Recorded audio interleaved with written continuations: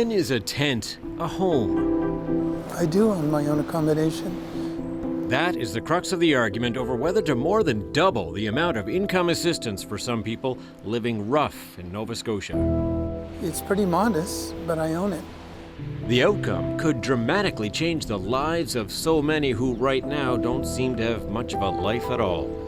This is the story of a likable guy living rough who could become an unlikely agent of change. Like a lot of people that live in the area or live on the street or in tents, this is where they come to stay warm for the day.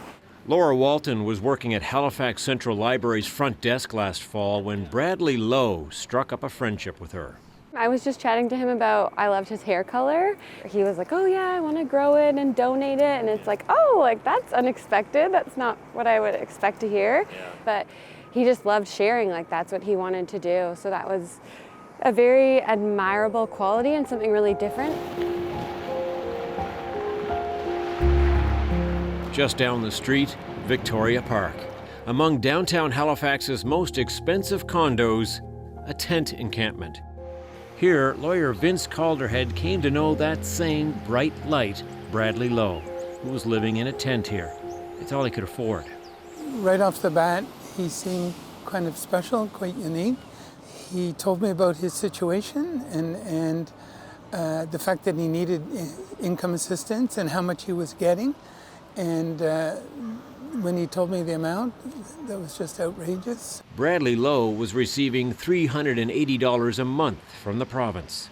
But under provincial regulations, someone who rents a place to live or owns a home and has a disability or chronic mental condition could get the enhanced rate of $950 per month.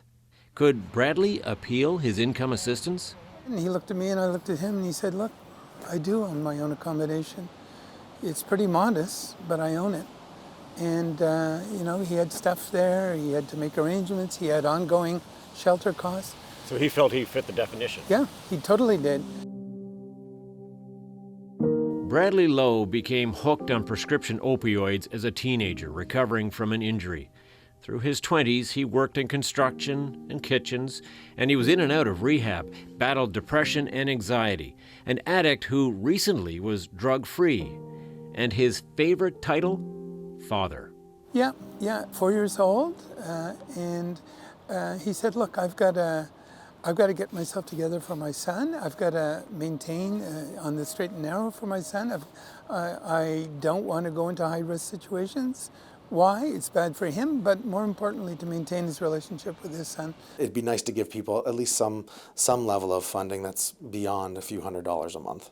Michael Ganuick works with opioid addicts. He says his patients have a fighting chance at a better life living away from the turmoil and the temptation in the tents. If you're unhoused, how could you ever focus on, improving your mental well-being or, getting treatment for an addiction? It's really the priority is housing. And so giving people who are unhoused the financial support to maybe help them get closer to housing is so important for them to meet their other health needs. Last month, Bradley and his lawyer made their case for more money before the Income Assistance Appeal Board. We had come back from the hearing and he said to me, look, it's really fortunate that we met because of all the people in the encampment, I feel I'm both together enough and focused enough to pull this off, but also I'm determined to see this through.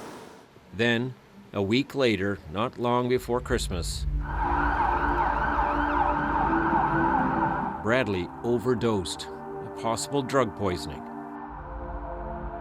News of his death hit hard.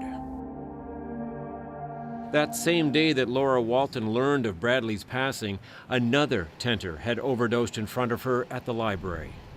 So our security guard was able to use Narcan to revive them, which was great. And then when I was talking to one of the other security guards about it, he was like, yeah, it's really sad, like what happened to Brad. So I hadn't heard about that at that point. So, when he told me that, it was so sad because to see someone revived, I don't know them, but you would hope someone like Brad would have been revived. And that's someone I would have loved for someone to have been there to help him because he was someone who wanted to help other people. So it was really sad. Yeah. And the cruelty of it all, Bradley Lowe was in line for a bed in a rooming house just 2 days later. In mid-January, a month after his passing, the board dismissed Bradley's appeal. So what is the best way to help those in tents? The province argues increasing income allowance rates right now is not the way to go. It says it has spent millions on shelters, best for people living in tents to take immediate refuge there, according to the Minister of Community Services, Trevor Boudreau. We've put the money forward to provide that support for people who are living in encampments. And so, it is a challenge. People are saying they don't want to go, and this is frustrating because we have a space that is available. We have capacity there right now. Vince Calderhead says many who have mental health issues or drug addictions won't leave their tent home, such as they are, because the shelters have no sense of community and too many rules, including around drug use. He says it's hard to not let the futility of it all set in. This is an ongoing struggle, and for people who are trying to get their human rights respected, Canada and Nova Scotia have agreed that everyone is entitled to an adequate standard of living. And look what we're tolerating, look what we're putting up with. I mean, people living in remarkably inadequate circumstances. Tom, this is really hard. And for those people who are living in tents in Nova Scotia, hoping to get more income assistance, what happens for them now? Well, Bradley Lowe's lawyer has applied for a judicial review of his case to try to get that failed appeal overturned. Now, if successful, the lawyer argues Bradley's income assistance should be paid retroactively to Bradley's estate, and eventually, the hope would be at least, to Bradley's son. And if the lawyer wins the case, he says it could be precedent-setting, at least in the province of Nova Scotia. What's the reaction amongst some of the people who are living in these tents about this potential change in income assistance like this? Yeah, it's been interesting. I know that in talking to people on the street here who are trying to help tenters navigate the system, there is some hope.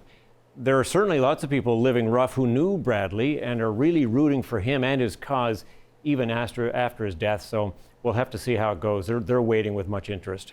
I know we're talking primarily about Nova Scotia, but can you pull back a little bit for us and let us know where Nova Scotia sits in comparison with the other provinces on this? Yeah, it's really difficult to compare province to province because they all administer social assistance in their own way. In Ontario, a homeless person only gets money for shelter once a, quote, dwelling is retained. But in New Brunswick, the government there says there is no deduction to social assistance based on accommodation type. So there seems to be little uniformity even as the number of tents in our cities seems to increase, Adrienne. All right, Tom Murphy in Halifax, thank you. You're welcome.